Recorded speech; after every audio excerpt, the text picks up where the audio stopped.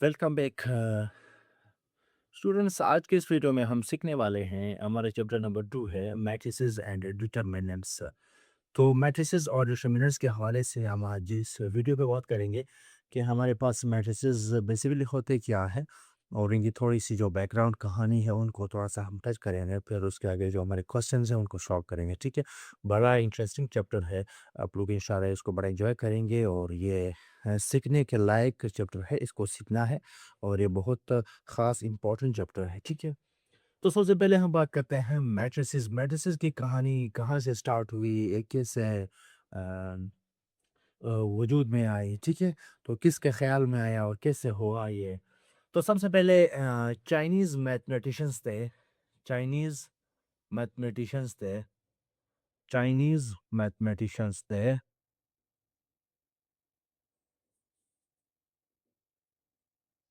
और इनके साथ थे बेबीलोनियंस। इनके साथ थे, ये दोनों ग्रुप्स थे। ठीक है, इन्होंने कैसे ख्याल किया कि हमें मैट्रिसेस को बनाना है, या इनके जहन में ख्याल कैसे आया। एक ऐसी कहानी है कि ये लोग एक बार में काम करते थे। एक बार हुआ करता था उस ज़माने में, आज भी होते हैं लेकिन उस ज़माने के बार थोड़े से डिफरेंट थे आजकल के बार से। वो बार चलाया करते थे, एक बार था उसमें समझ लें कई लोग आते थे, कई किस्म के लोग आते थे। वो डेली पे नहीं करते थे उस बार में। वो डेली पे नहीं करते थे, वो वीकली अपना खर्चा करते थे। कोई ड्रिंक लेते थे, कोई मिसाल के तौर पर कुछ खाते थे या कुछ पिज़्ज़ा वगैरह खाते थे या कुछ इस तरह की और भी ड्रिंक्स थे और भी खाने पीने की चीज़ें थी वहाँ पे। तो वो खाते थे, फिर वो उसी दिन वो पे नहीं करते थे। वो कहते थे हमारा हिसाब रख लिया करें। ठीक है, मतलब आजकल के ज़माने में जो कहते हैं आप हमारा खाता बना लें, तो फिर हम मंथली या वीकली आपको ये पे करते जाएँगे। ठीक है? तो इनको बड़ा कन्फ्यूज़न था कि किस तरह हम इनको बरकरार रखें, इनके लिस्ट को, इनके खातों को, इनके कर्ज़ों को किस तरह हम बरकरार रखें। तो ये सोचते, सोचते, सोचते आखिर उन्होंने इनके ज़हन में एक टेबल आया। उनके ज़हन में इस तरह का टेबल आया, उन्होंने कहा कि हमारे पास हफ़्ते में 7 दिन होता है। चले 2 दिन या 1 दिन बार वो बंद करते थे, 5 दिन मतलब हम कंसिडर करते हैं कि उन्होंने 5 दिन बार खुला रखा।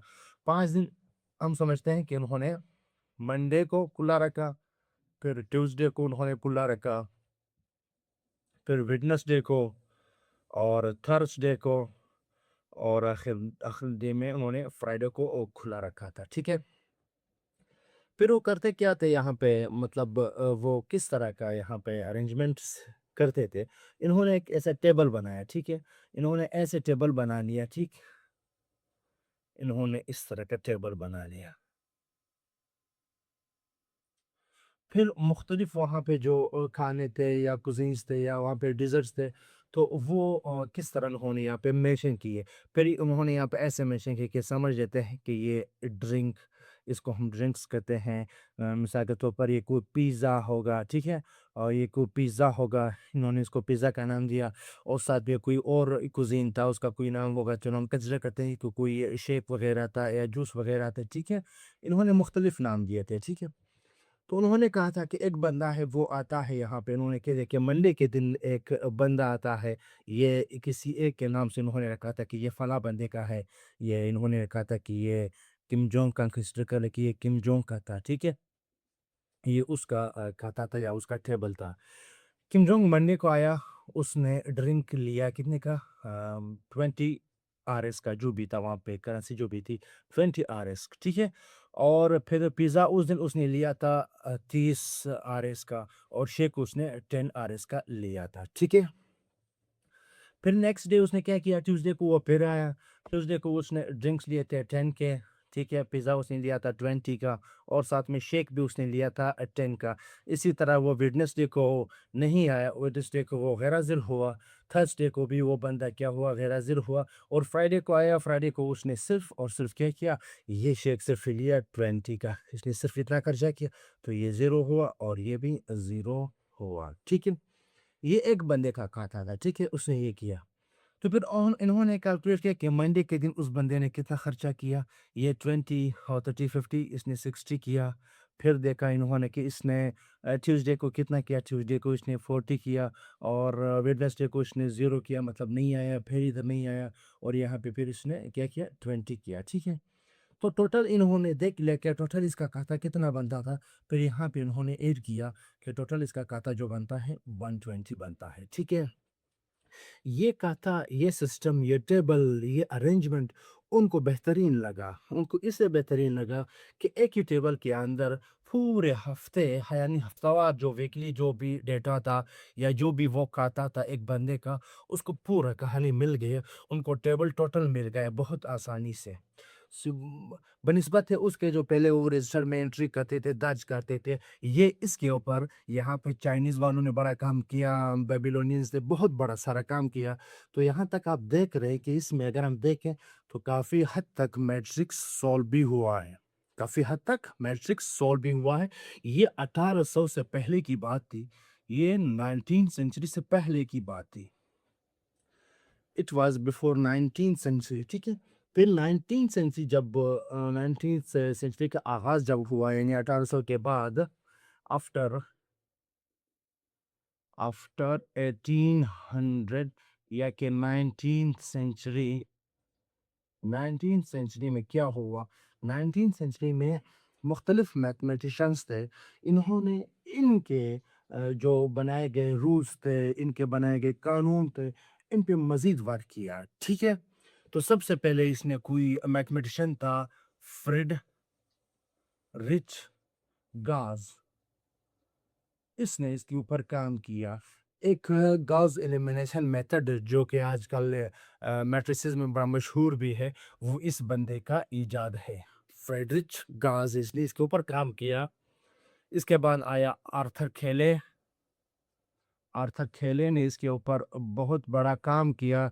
आर्थर खेले बेसिकली जाना जाता है फादर ऑफ मैट्रिसेस, इसको मैट्रिक्स का फादर कहा जाता है कि इसने मैट्रिक्स पे इतना काम किया, इसने मैट्रिक्स को इतना आसान बनाया, इतना ईज़ी कर दिया कि बस मैट्रिक्स सारा तैयार इसने कर दिया, बस नाम रहना इसका बाकी था कि इसको नाम क्या देना था। बाकी पूरा अरेंजमेंट आजकल जो हम पढ़ते हैं मैट्रिक्स, मैट्रिसेस वगैरह, ये सारा यहाँ पे आर्थर केले ने मसला हल करके दिया था, ठीक है।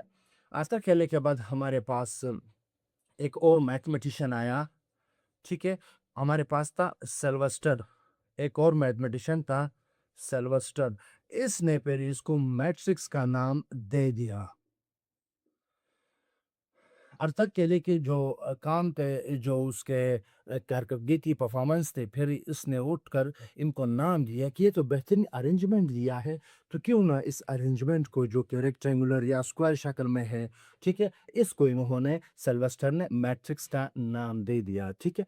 तो यहाँ से मैट्रिक्स की कहानी स्टार्ट हो गई है। फिर 19th सेंचुरी के बाद जो हमारे पास 20th सेंचुरी थी, इसके बाद हमारे पास जो फिज़िक्स है, फिज़िक्स मोहताज बना किस चीज़ का? फिज़िक्स मोहताज बन गया मैट्रिक्स का। फिज़िक्स में मैट्रिक्स का इस्तेमाल होने लगा। ये फिज़िक्स फिज़िक्स से इसके इस्तेमाल को ज़रूरी समझा। उसके बाद इंजीनियरिंग ने इसके इस्तेमाल को ज़रूरी समझा। अब इंजीनियरिंग बगैर मैट्रिक्स के आगे डेवलप करना इसका मुमकिन नहीं था, ठीक है। इकोनॉमिक्स इसी तरह, इकोनॉमिक्स में इसकी इस्तेमाल बहुत ज़रूरी हुआ और ये हमारे पास जो डेटा साइंसिस थे, इनमें इसका इस्तेमाल बहुत लाज़मी जुज़ करार दिया गया। यानी बग़ैर इनके, बग़ैर मैट्रिसेस के इन फ़ील्ड्स का आगे जाना बहुत मुश्किल था, यानी इन फ़ील्ड्स को मैट्रिसेस की बहुत सख्त ज़रूरत थी। मॉडर्न दौर में आप देख रहे हैं कि कहाँ-कहाँ पर मैट्रिसेस का इस्तेमाल होता है। आप सबको पता है कि हमारे पास जो 3D गेम्स हैं, जो हमारे पास 3D गेम्स हैं, ठीक है? 3D गेम्स है या उनमें एनिमेशंस हैं, वहाँ पे मैट्रिसेस का बहुत ज़्यादा इस्तेमाल है। इसी तरह फ़िज़िक्स में इस्तेमाल होता है, इसी तरह इंजीनियरिंग में इनका काफ़ी इस्तेमाल हो रहा है और इसी तरह हमारे पास अगर एआई आजकल की जो दौर में मज़ीद जो बहुत ज़्यादा सुना जा रहा है, आर्टिफ़िशियल इंटेलिजेंस, इसमें मैट्रिसेस का बहुत बड़ा रोल है और साथ में मशीन लर्निंग में इसका इस्तेमाल बहुत ज़्यादा होता है। मशीन लर्निंग में इसका इस्तेमाल काफ़ी हद तक ज़्यादा चल रहा है, ठीक है। और इसी तरह क्रिप्टोग्राफी हमारे पास मौजूद है, इसमें इसका इस्तेमाल बहुत ज़्यादा चल रहा है क्रिप्टोग्राफी में, ठीक है? और तो ये बेसिक थोड़ा-सा बैकग्राउंड था इसके हवाले से, मैट्रिसेस के हवाले से जो हमने यहाँ पे समझ लिया। तो अब चलते हैं मैट्रिक्स के थोड़ा-सा समझने के लिए कि मैट्रिक्स अब बेसिकली है क्या चीज़, उसको हम समझते हैं। तो मैट्रिक्स आप सबको पता है, डेफिनेशन आप सबको याद होगा कि मैट्रिक्स बेसिकली कहते हैं एक अरेंजमेंट को, ठीक है? या स्क्वायर अरेंजमेंट होगा या रेक्टेंगुलर अरेंजमेंट होगा ऑफ द आइटम्स, ठीक है? मैट्रिक्स को अब हम समझते हैं कि मैट्रिक्स हमारे पास क्या चीज़ है।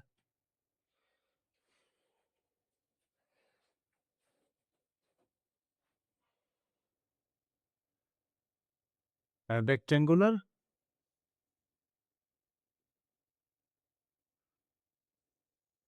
ट्रायंगुलर और square array of elements. Elements आप कह सकते हैं, आप आइटम्स कह सकते हैं, आप इंट्रीज कह सकते हैं, आप ऑब्जेक्ट्स कह सकते हैं। यानी एलिमेंट्स के जो मैट्रिक्स के अंदर जितने भी इंट्रीज हैं, एलिमेंट्स हैं, आइटम्स हैं, ऑब्जेक्ट्स हैं, उसके जो अंदर मौजूद ऑब्जेक्ट्स कहते हैं, उनको उनको हम कहते हैं एलिमेंट्स, ठीक है? यानी एलिमेंट्स के हम ऐसे अरेंजमेंट को जो एक खास ऑर्डर के तहत रखे गए हों, जो एक खास ऑर्डर के तहत रखे गए हों, उनको हम कहते हैं कि यह मैट्रिक्स है। अब एंट्रीज क्या है? एंट्रीज का तयन करना लाजमी है कि एंट्रीज वाज़ेह हो कि क्या चीज़ है मैट्रिक्स के अंदर, ठीक है? तो इसलिए हम एंट्रीज या एलिमेंट्स की बात करते हैं। अब हम थोड़ी-सी नोटेशन स्टार्ट करते हैं कि इसको किस तरह ज़ाहिर करेंगे। सबसे पहले मैट्रिक्स को हम ज़ाहिर करेंगे कैपिटल अल्फ़ाबेट से, या कैपिटल ए या कैपिटल बी या कैपिटल सी या कैपिटल डी, इसी तरह चलते-चलते ज़ेड तक। इसको हमने कैपिटल कैपिटल अल्फ़ाबेट से नोटेशंस देनी है। और अरेंजमेंट जो सिंबल होगा, इसको हमने बड़ी ब्रैकेट के अंदर इस तरह बना के लिखना है, ठीक है? बड़ी ब्रैकेट्स में। इसके अंदर जो भी हम लिखेंगे वो इस मैट्रिक्स के एंट्रीज कहलाएंगे या एलिमेंट्स कहलाएंगे। मिसाल के तौर पर मैं लिखता हूँ A B and C D. अभी आप फर्क देख रहे हैं कि मैट्रिक्स को जब हम ज़ाहिर करेंगे कैपिटल अल्फ़ाबेट से, लेकिन उसके एंट्रीज होंगे स्मॉल अल्फ़ाबेट से, ठीक है? ताकि इन दोनों में फ़र्क वाज़ेह हो कि अगर हम स्मॉल ए की बात करें, हम एंट्री की बात करते हैं, और अगर हम कैपिटल ए की बात करें, हम इसके नाम को या मैट्रिक्स के नाम को ज़ाहिर करते हैं या मैट्रिक्स की हम बात करते हैं, ठीक है? यहाँ तक तो ये हो गया। और इसके साथ हम बात करते हैं रेक्टेंगुलर और स्क्वायर की, कि रेक्टेंगुलर क्या चीज़ है और स्क्वायर क्या चीज़ है। रेक्टेंगुलर और स्क्वायर को हम ऑर्डर से वाज़ेह कर सकते हैं कि ऑर्डर बेसिकली क्या चीज़ है, ठीक है? हम इस मैट्रिक्स की बात करते हैं। आउटर को समझेंगे, फिर स्क्वायर और रेक्टेंगल हमें समझ में आ जाएगा। आप देख रहे हैं कि इसके अंदर एंट्रीज है। एंट्रीज एक लाइन से लिखे गए हैं, एक तरतीब से लिखे गए हैं।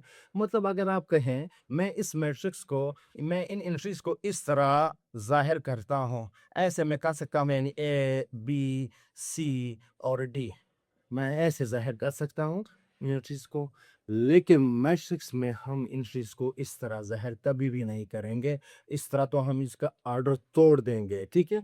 जब ऑर्डर टूट गया तो फिर ये मैट्रिक्स किस बात का है? फिर तो मैट्रिक्स नहीं बना, फिर तो पता नहीं क्या चीज़ हमने बना के रख दी है, ठीक है? इस ऑर्डर को आप देख लें, एक लाइन इस तरह होता है हॉरिज़ॉन्टली, ठीक है? एक हमारे पास लाइन्स होते हैं हॉरिज़ॉन्टली और दूसरे हमारे पास होते हैं वर्टिकली। ठीक है? ये वर्टिकली और हॉरिज़ॉन्टली बेसिकली इनका तरतीब है, इनका अरेंजमेंट है, जिनको कहते हैं अरेंजमेंट। इनको ख़ास अरेंजमेंट से लिखेंगे, इस अरेंजमेंट को हम कहते हैं ऑर्डर। ये बेसिकली ऑर्डर कहलाता है। अब मैट्रिक्स ने इनको स्पेसिफिक नाम दिए हैं। अगर आपके पास हॉरिज़ॉन्टल लाइन्स है, जिस तरह के 2 हॉरिज़ॉन्टल लाइन्स है, तो मैट्रिक्स इसको कहते हैं रोज़। यहाँ पे 2 रोज़ हैं। रोज़ कितने हैं इस मैट्रिक्स के? 2 रोज़ हैं। और जो वर्टिकली 2 लाइनें नीचे आ रही हैं ऊपर से, उनको फिर कहते हैं कॉलम। कॉलम्स यहाँ पे कितने हैं? 2 हैं, ठीक है? कॉलम्स यहाँ पे कितने हैं? 2 है। ये हॉरिज़ॉन्टली हमारे पास हो गया रो, वर्टिकली हमारे पास हो गए कॉलम्स। अब ऑर्डर क्या चीज़ है? ऑर्डर का मतलब है रोज इनटू कॉलम। ऑर्डर क्या चीज़ है? ऑर्डर को हम यहाँ पे लिखते हैं। ऑर्डर बेसिकली ये होता है रोज इनटू कॉलम। अब इस मैट्रिक्स के रोज कितने हैं? रोज 2 हैं, तो हम लिखेंगे 2 मल्टीप्लाई या क्रॉस का निशान आ जाएगा। और कॉलम कितने हैं? वो भी 2 है। तो इस मैट्रिक्स का ऑर्डर ये हुआ 2/2। तो आप समझ जाएं कि पहला जो 2 है वो रो की बात कर रहा है और दूसरा जो 2 है वो कॉलम की बात कर रहा है। यानी इस मैट्रिक्स का ऑर्डर 2/2 है। इसका मतलब है कि इस मैट्रिक्स में 2 रोज हैं और 2 कॉलम हैं। अगर कोई आपसे पूछता है कि एक मैट्रिक्स है उसका ऑर्डर जो है 3/5 है, तो आप क्या कहेंगे? आपको समझ में आ जाना चाहिए कि 3 जो है वो रोज़ की बात हो रही है और 5 जो है वो कॉलम की बात हो रही है। यानी इस मैट्रिक्स में 3 रोज़ हैं और 5 कॉलम्स हैं, ठीक है? पहला नंबर रो, दूसरा नंबर क्या है? कॉलम का है, ठीक है? ये मैट्रिक्स हमारे पास आ गया। अब मैट्रिक्स क्या है? मैट्रिक्स को हम जनरली अभी हम बात करते हैं स्क्वायर और रेक्टेंगुलर की, हम तो क्या बात करते हैं, ठीक है? ऑर्डर को देके हम बता सकते हैं कि यह मैट्रिक्स स्क्वायर है या रेक्टेंगुलर है, ठीक है? अब कैसे पता चलेगा? ऑर्डर को आप देखना है। अगर ऑर्डर आपके पास आता है 2/2 या आपके पास आता है 3/3 या अगर आपके पास आता है 4/4 एंड सो ऑन, मतलब अगर आपके पास रो और कॉलम के तादाद दोनों बराबर आ रहे हैं जिस तरह के इसमें और जैसे कि इसमें आ रहे हैं, अगर रो और कॉलम के तादाद दोनों बराबर हैं तो आप समझ जाएं कि ये स्क्वायर मैट्रिक्स की बात हो रही है, ठीक है? स्क्वायर का मतलब यह है कि इस तरह का जो फासला होगा ऐसा फासला भी वैसा ही होगा। यानी जिस तरह के नंबर ऑफ रोज होंगे उतने ही नंबर ऑफ कॉलम। अब ये क्या है? ये हमारे पास स्क्वायर मैट्रिक्स है। क्यों? क्योंकि इसके रोज भी 2 हैं और कॉलम भी हमारे पास 2 हैं। ये स्क्वायर मैट्रिक्स है, ठीक है? इसी तरह ये भी स्क्वायर, ये भी स्क्वायर, ये भी स्क्वायर है। और अगर ऑर्डर इसका हम चेंज करें, 2/1 हम कहें या 1/2 करें या हम 3/2 करें या हम 5/1 करें, इन तमाम के तमाम मैट्रिसेस में आप देख सकते हैं कि रो और कॉलम का जो तादाद है वो बराबर नहीं है। तो फिर हम कहेंगे कि ये रेक्टेंगुलर मैट्रिक्स हैं, ठीक है? अब ये स्क्वायर है, मैं आपके सामने एक और मैट्रिक्स बी के नाम से बनाऊंगा। इसको मैं बनाऊंगा रेक्टेंगुलर, ठीक है? मैं लिखता हूँ 1 2 एंड 3, फिर मैं लिखता हूँ 4 5 एंड 6। ये मैंने बनाया रेक्टेंगुलर मैट्रिक्स। क्यों रेक्टेंगुलर है? क्योंकि आपको दिख रहा है कि इसमें नंबर ऑफ रोज कितने हैं? 1 और 2 हो गए और कॉलम कितने हैं यहाँ पे? 1 2 एंड 3। तो इस मैट्रिक्स का ऑर्डर क्या हुआ? ऑर्डर आपके बन गया, नंबर ऑफ रोज कितने हैं? 2 है। 2 बाय कॉलम कितने हैं? नंबर ऑफ कॉलम्स 3 हैं। तो हम 2/3 इसको लिखेंगे। यानी 2 और 3 तो बराबर नहीं हो गए। इसका मतलब ये रेक्टेंगुलर हमारे पास क्या बन गया? रेक्टेंगुलर मैट्रिक्स हमारे पास बन गया है, ठीक है? यहाँ तक मुझे उम्मीद है आपको समझ आ गया होगा कि रेक्टेंगुलर मैट्रिक्स और स्क्वायर मैट्रिक्स क्या होते हैं और ऑर्डर के जरिए हम किस तरह इनको आइडेंटिफाई करते हैं। अब आगे बढ़ते हैं। मैट्रिक्स के अंदर और भी इस तरह के टर्म्स होते हैं जिनको समझना बहुत ज़रूरी होता है, ठीक है?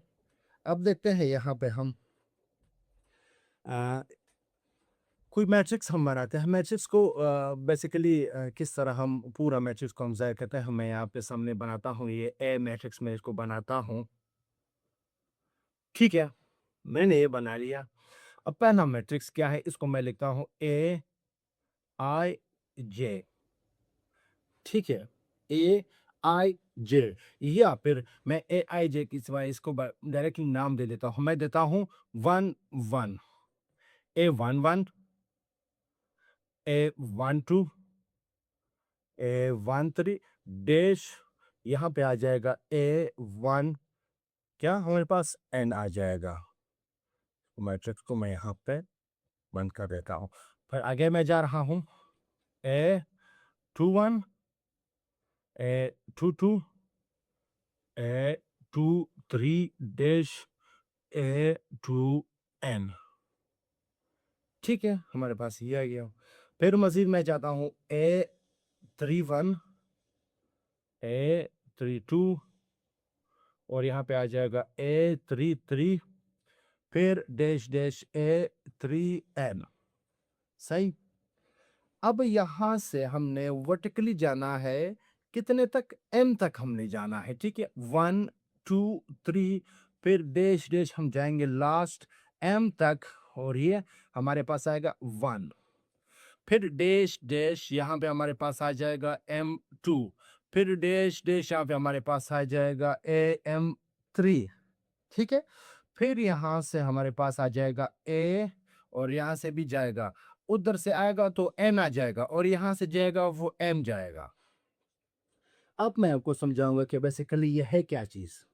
अभी आप देख रहे हैं कि ये मैट्रिक्स है, एक मैट्रिक्स ही यहाँ पहले एंट्री से स्टार्ट हो रहा है उस पोजीशन तक जहाँ तक इसका आखिरी हद है, ठीक है, आखिरी हद है, और नीचे भी उस हद तक आता है जब इसका आखिरी हद है, यहाँ पे मैट्रिक्स पूरा आता है। मिसाल के तौर पर आपको नज़र आ रहा है कि यहाँ पे पहली एंट्री जो है इसके आई जे जो है वो 1 1 है।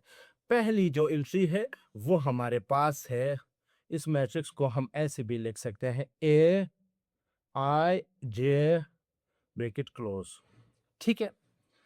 अब इस आईजे को देके आप डायरेक्टली बता सकते हैं कि आप किस एंट्री की बात कर रहे हैं, कि आप किस एंट्री की बात कर रहे हैं। यहाँ पे आप देख रहे हैं हमारा पहला रो है, तो पहला रो, पहला कॉलम, पहली एंट्री जो है वो रो की है, ठीक है। आइथ जो पोजीशन है, पहली जो आइथ रो को कंसीडर करता है, पहली जो पोजीशन है, और दूसरा जो पोजीशन है वो जेथ कॉलम को जाहिर करता है। यहाँ पे हमारे पास 1 है, पहली रो है, आप देख रहे हैं कि पहली जो डिजिट है वो 1 आ रहा है, 1 1 1, यानी पहला रो है, हम पहले रो को जाहिर करते हैं, ठीक है, 1। अब पहला रो हमारा कंप्लीट हुआ, हम दूसरे रो की तरफ आ गए, हम दूसरे रो की तरफ कब आ गए, ठीक है। दूसरा रो, आप देख रहे हैं पहला कॉलम, दूसरा रो, दूसरा कॉलम, दूसरा रो, तीसरा कॉलम, वही दूसरा रो है लेकिन कॉलम हद पहुंच गया, हम एन तक पहुंच गए, ठीक है। कॉलम को जो हद था हम कंसीडर करते हैं कि वो एन है, हम एन तक पहुंच गए। अब दूसरा रो कंप्लीट हुआ, तीसरे रो की बात करें तो आप देखें पहली एंट्री जो है, पहला डिजिट जो है वो हाइट पोजीशन जो है वो 3 है, यानी हम 3 रो की बात कर रहे हैं, लेकिन कॉलम चेंज, और देखें पहला कॉलम है, पहला कॉलम, फिर ये दूसरा कॉलम 2 है, फिर ये तीसरा कॉलम 3 है, फिर ये nth कॉलम है, nth है, ठीक है। हम जे पोजीशन की बात करते हैं, ठीक है। nth की बात करेंगे मतलब हम जे की बात कर रहे हैं, m की बात करेंगे हम ith रो की बात कर रहे हैं, ठीक है। आई का मतलब है, आई का मतलब है ith रो, एंड जे का मतलब है जेथ कॉलम, ये जहन में याद रखें, ith रो जेथ कॉलम, ठीक है। आई की एंट्री है मतलब हम रो की पोजीशन की बात कर रहे हैं कि ये किधर है। अगर मैं आपको डिटेल में समझा दूंगा आपको समझ आ जाएगा। अब यहाँ से हम देश देश में आ गए, यानी कि हम रो की भी हद हद तक पहुंच गए। अब रो की हद को कहते हैं एम, ठीक है, ये एम रो है। देखिए हमने डेश डेश लगा दिया, हमने लाखों करोड़ों करोड़ खरबों खरबों के हिसाब से हम पास हो गए, आखिरी हद हम आ गए, हमने उसको एम का नाम दिया। एम, एम थ्रो पहला कॉलम, एम थ्रो दूसरा कॉलम, एम थ्रो तीसरा column, M through nth column, ठीक। अब हम पहुंच गए, देखिए इधर से भी डैश डैश, इधर से भी डैश डैश, हम कॉलम से भी nth पोजीशन में ऑलरेडी है, ठीक है। और रोथ में भी आप देख रहे हैं कि वही हमारा एम एम एम थ्रो है, ठीक है। आप बात को समझ गए होंगे इंशाल्लाह, उम्मीद है। अब यहाँ पे हम बात करते हैं जो आपको समझ में आ जाएगा। इसी मैट्रिक्स के अंदर कोई आपसे पूछता है कि आप बताएं मुझे ए, दूसरी रो और तीसरी रो, दूसरी रो और तीसरा कॉलम, इसके एंट्री क्या है। इस मैट्रिक्स के अंदर आप देखें कि अगर आई आपके पास 2 है और जे आपके पास 3 है, तो इस तरह होगा for I is equal to 2 and J is equal to 3, तो ये मतलब ये है ना, I2 J3, ये कौन सी एंट्री है, तो आप डायरेक्टली बताएं कि ये दूसरे रो में, ठीक है, दूसरे रो ये है, दूसरे रो में तीसरा कॉलम है, तो तीसरा कॉलम भी है, तो आप इस एंट्री की बात कर रहे हैं।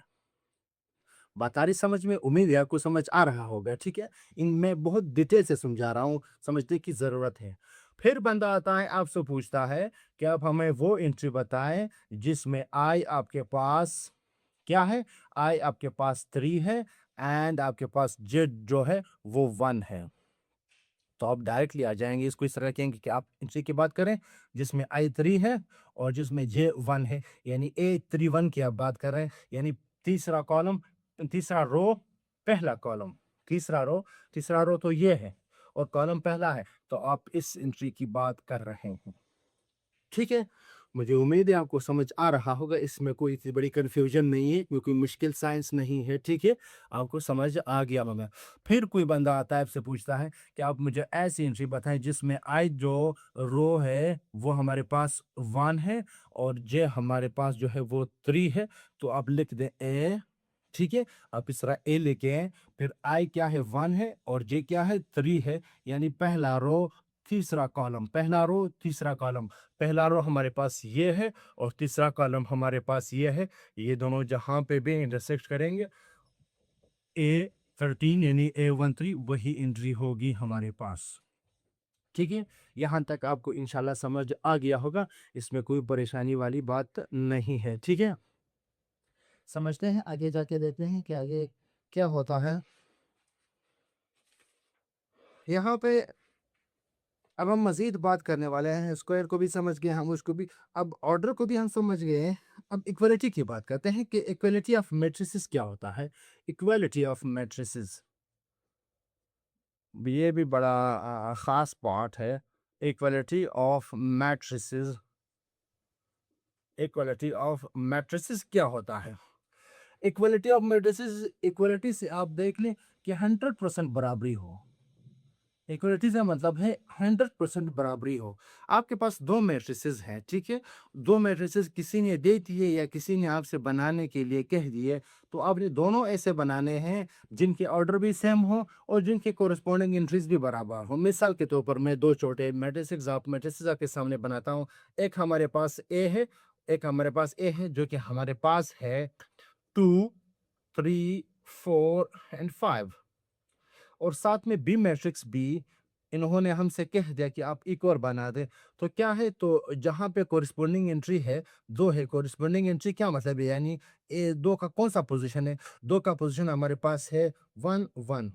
क्यों 1 1 है, पहला रो पहला कॉलम। ठीक है, तो यहाँ पे भी जो ए वन का पोजीशन है उसको हम 2 बनाएंगे। ठीक है, जो इस 3 का पोजीशन है यानी यहाँ पे कोरिस्पोंडिंग ये है, तो 4 ये 5 ये, यानी इसका ऑर्डर भी आप देख रहे हैं, ऑर्डर भी 2 by 2 है और इस मैट्रिक्स का ऑर्डर भी 2 by 2 है। कालाशात ये है, और दूसरा ये है कि कॉरस्पॉन्डिंग एंट्रीज भी बराबर होने चाहिए।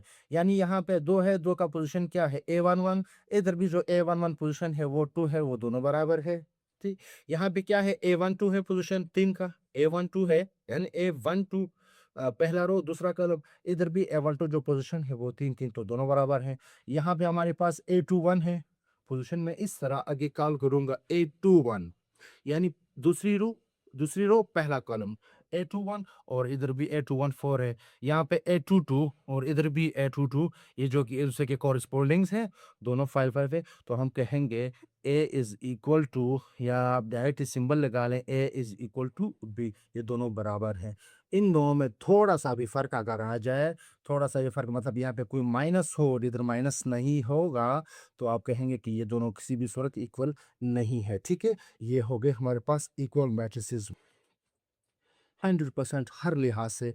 इस तरह भी आपके पास हो सकते हैं, फिर आपने कंफ्यूज नहीं होना कि आप क्या बात कर रहे हैं। मिसाल के तौर पर दो मैं लिखता हूँ ए मैट्रिक्स में लिखता हूँ 1 एंड 3, और बी मैट्रिक्स इस तरह होगा 1 एंड 4 -1, ये ऐसे भी आपको दे सकते हैं। ठीक है, तो ये भी इक्वल मैट्रिसेस हैं, क्योंकि अगर 4 से हम 1 निकालें तो इनके 3 बचता है, तो इस तरह का आपको ट्रैप दे सकते हैं या आपको ट्रैप कर सकते हैं, अपने कंफ्यूज नहीं होना है। ठीक है, इसके बाद हम आगे जाएंगे, टाइप ऑफ मैट्रिसेस पढ़ेंगे कि मैट्रिसेस के टाइप कौन से हैं। तो मैट्रिसेस के टाइप्स को हमने समझना है कि टाइप्स क्या है मैट्रिसेस के। ठीक है, तो इंतहाई आसान है लेकिन थोड़ा सा समझने की ज़रूरत है। टाइम आपको देना है, आपको डिटेल में समझा रहा हूँ।